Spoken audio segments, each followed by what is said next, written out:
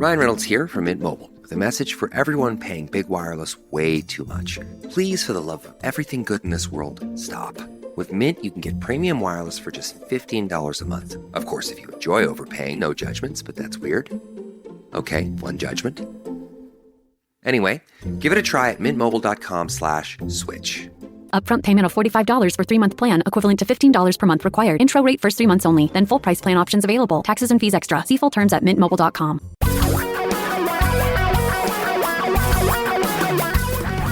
Reality radio for a really great future.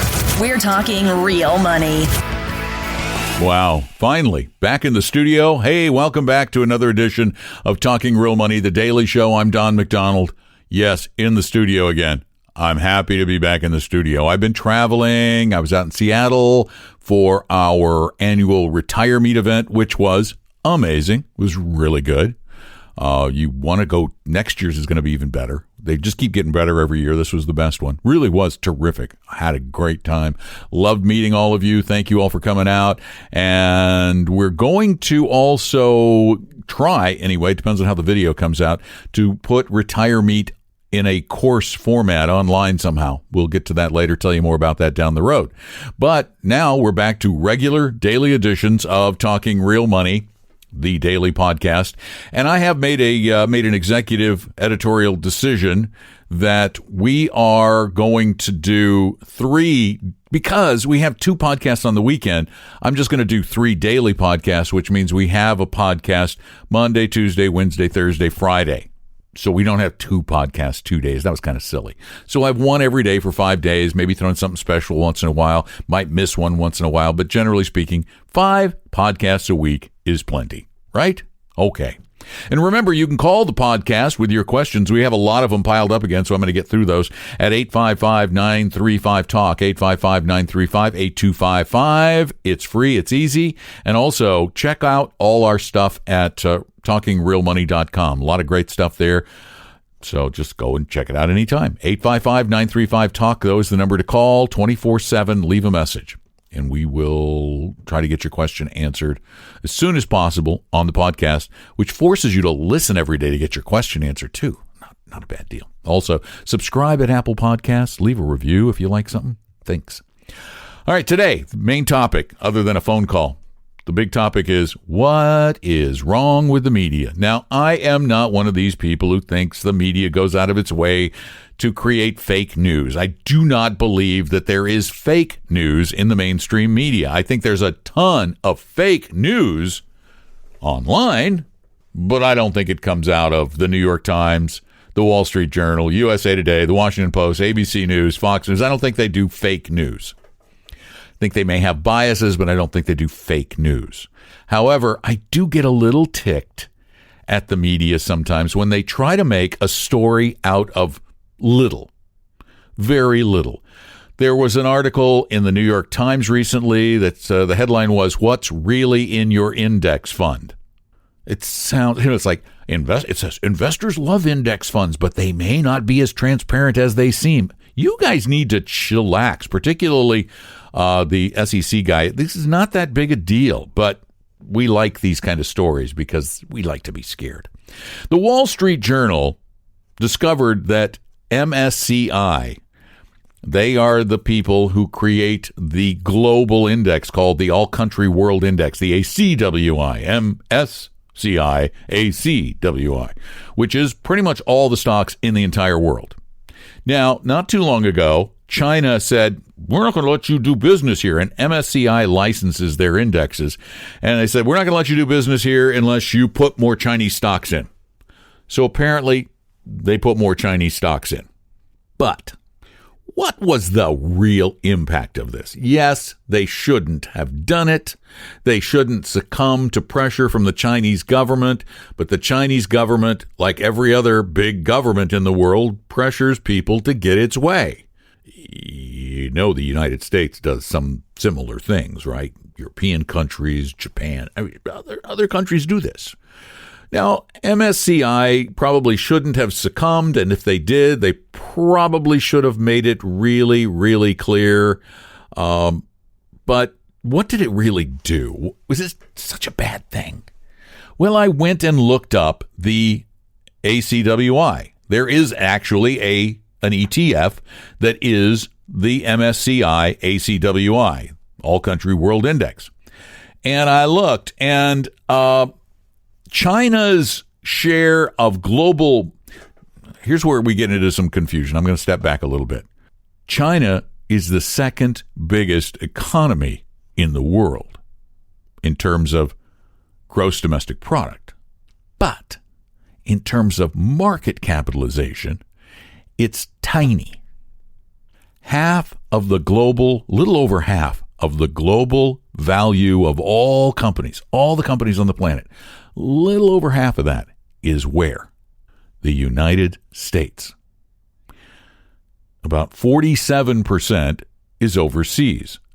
Of that 47%, only about 3.42%, as of the last numbers I could find, are Chinese stocks.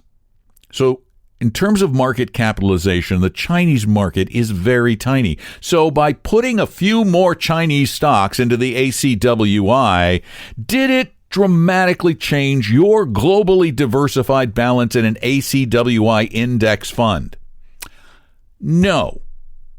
The most recent number I could find for the Chinese percentage of the total market index is 3.78%. That makes it the largest of the emerging markets,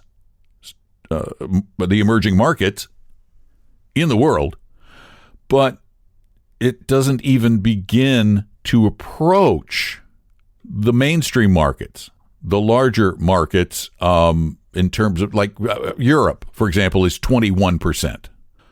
North America is 57%. So yeah, the Chinese economy is a big economy. It's huge. So it should represent a relatively large portion of the market. Japanese economy is 7.5% of the global market capitalization.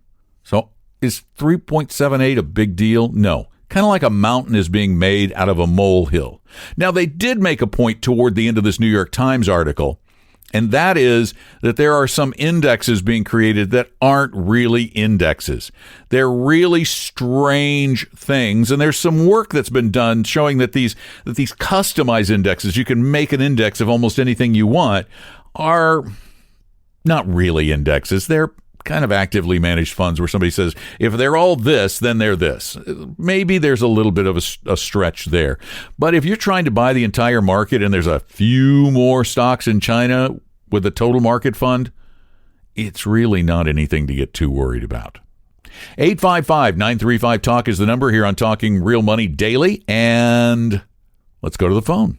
Hey, Don. This is Matt from Utah. I just wanted to get your opinion. I read an article by Dr. Israelson. He is a professor at Utah Valley University. And his conclusion in his article, if I remember correctly, was the wisest portfolio construction approach is to put 33% in large cap, 33% in mid cap, and 33% in small cap. And that's how I invest, and I was just curious to hear your opinion on that strategy. Thank you for all you and Tom do. I really, really enjoy your podcast. I believe you're talking about Dr. Craig Israelson, who is a relatively prolific writer on a lot of the investment sites, relatively prolific. I've looked at his stuff, and he really doesn't, if it's the same guy, he really doesn't say a third in large, a third in mid, and a third in small. He's got a much, much, much more diversified approach to that.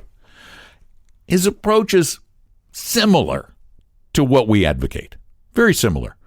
You have large company, you have small company, you have international, you have REITs, you have bonds based on risk tolerance, that kind of thing.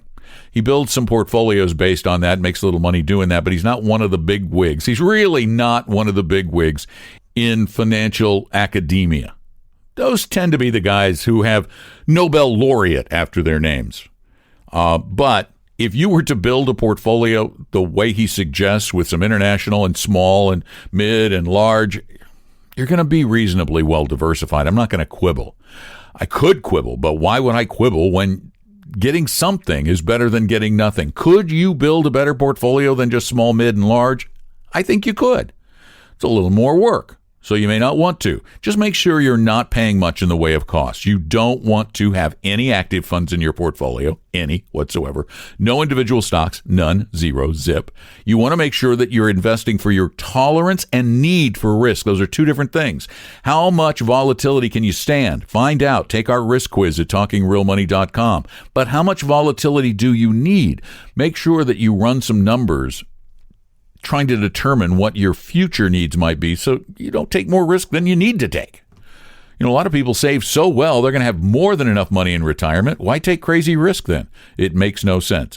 But, I mean, is it the best portfolio? If it's Dr. Craig Israelson, is it the best portfolio I've ever seen? Not by a long shot. I think he misses a lot of asset classes that have shown to provide slightly better returns, of course, with a little extra risk, and he really hasn't gotten into some of the volatility reduction techniques that we believe in, but fine portfolio. It really is. If you want to learn more about money and investing, go to talkingrealmoney.com. If you want to take the risk quiz, do it there. If you want to talk to an advisor for a couple of minutes or an hour even about your portfolio, you don't necessarily want to become a client, you just want to talk to somebody, do it. It's free, it's easy, and we don't do high-pressure sales. We just don't believe in them.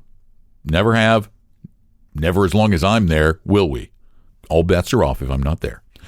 So give us a call, 855-935-TALK. Visit us at talkingrealmoney.com, and I'll have some more stuff for you tomorrow on Talking Real Money Daily. Please subscribe either on the website, Talking Real Money, or through Apple Podcasts or iTunes. And keep listening, tell your friends, and take care. I'm Don McDonald.